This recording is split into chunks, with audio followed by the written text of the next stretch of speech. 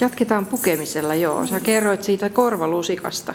Joo, kun kautta aikainen ihmisillä on tullut kaiken maailman möhnöä korvista, niin jos muinaisena viikingeillä olisi ollut topsipuikka, niin olisi tietty käyttänyt sitä, mutta korvalusikka oli tämmöinen aina mukana oleva. Näitä on malleja tuolla Kansallismuseon kokoelmista, voi käydä katsomassa. Ja siinä on pieni lusikan pää ja sillä on ollut aika kätevä sitten krapsutella täältä korvista isommat ryönät pois, kun ties minkälaisissa vetisissä olosuhteissa sitä on yötä vietetty. Sä laitat vyötä jotenkin eri tavalla kuin silleen hirveän suoraviivaisesti. Miten sä laitat sitä? No tässähän ei ole semmoista niin kuin nykyvyössä on semmoinen, mikä se on, soljen semmoinen tikku, mikä tulee näihin reikiin. Ja kun sitä käytetään niin kuin housuissa ja mutta ennen tämä työ oli vähän tämmöinen enemmän niin kuin näitä varustepöitä, eli tässä oli sitten kaikkea mahdollista mukana ja sen mukaan. No, tämä vyön valmistaja, mä oon ostanut tämän Saltlinkista Viikinkimarkkinoilta tämä vyö ja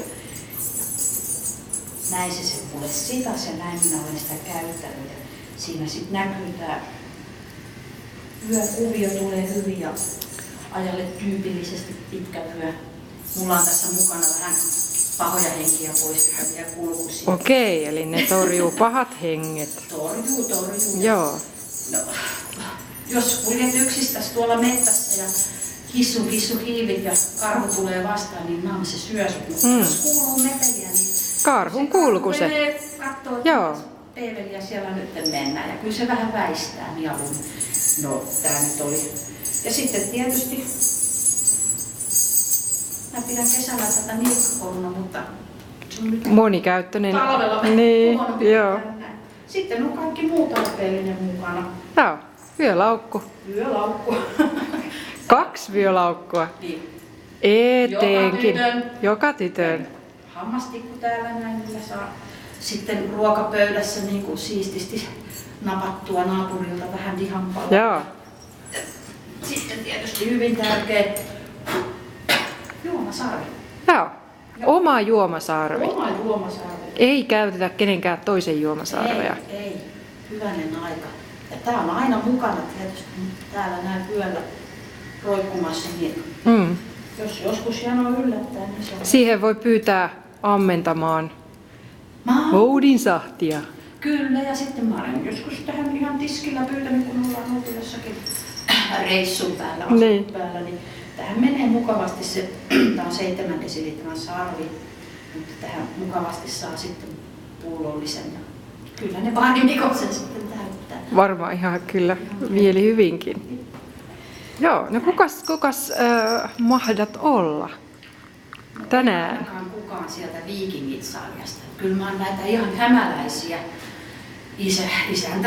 Talon isäntä on meillä kova poika metsästämään ja sen takia mä tänne linnaankin nyt tulin, että ollaan tuomassa verovoudille sitten turkiksi ja meillä on hyvät maat tuolla Hämeessä, tuolla Hattulan takamettissä. Hattulan takamettissä. Lepaan takana siellä. Lepaan takana, ei. Oi vanha pitäjä, sieltä lähetetään ritareitakin sotimaan. Olala. Mutta meiltä tämmöisiltä vähäisemmiltä tietysti, eihän me nyt ihan vähäisiä olla. Kyllähän meillä on oikein savupirtti ja tupa ja keittokota ja sauna ja takkunen hevonenkin. No aika äveriäs talo. No ei. Sieltä löytyy sormuksia sormista. Ja on oma kettu. Ja omat turkikset lämpimänä pysytään ja olutta pannaan. No niin. Mikäs se teidän talon nimi on? Rantala. Rantalan talosta. Se on siinä. Emäntä Rantalan talosta on lähtenyt turkiskaupalle Hämeenlinnaan. Siinä kun veden äärellä ollaan. Samalla laillahan ne on kaikki muutkin talot nimettynä. No niin. Niinpä.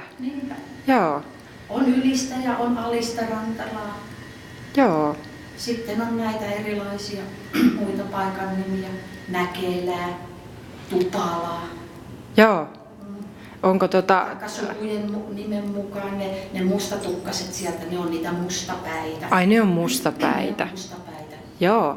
No ootteko te nyt niinku tullut kahdestaan vai onko teitä sieltä? On. Siellä on pari piikaakin mukana. Pari tuolla. piikaa, On joo. mukana. Täytyyhän niille näyttää kaupunkia, että sitten tietävät mitä varovat. Niin, kyllä. Joo. On noin Linnanvoudin varusmiehet ja huovit, niin ne on aina vähän semmosia, mutta kyllä me hyvin pidetään likoista. Niin, että pidätte vähän silmällä. Totta kai. Nehän lähtee hyvä ihme tänne mieronkulkijoiden mukaan, jos ei niille sanota, kuinka asiat on. Joo, ja kukas se on parempi sanomaan kuin emäntä itse. Mutta onko emäntä koskaan uskaltanut kurkistaa tonne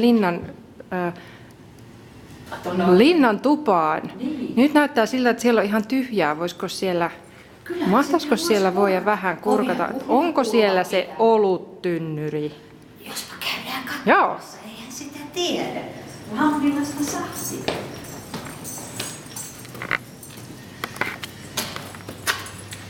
Ei tiedä mitä siihen on koristeltu, kauniisti on laitettu. Kirjontaa. Kirjontaa varmaan. Niin on nätisti pistetty. No, hauskan näköisiä kuvia. Oho, kyllähän täällä on pitoja näköisiä. Täällähän on tuopit valmiina. Siinä on tuopit valmiina. On. Kyllä. Ei mitään hätää. Joo. Kyllä me päästään. Kasvaa ja siellä on oikein ilveksen kuva kanssa. Onko? On. Se on maakunnan merkki. Kyllä se on meidän oman pitäjä. No niin. Hieno on paikka, kyllä on ollut aika työmuurari. On ollut. Onko ihan vain yksi muurari saanutkaan vai onko ollut enemmän kuin yksi työssä?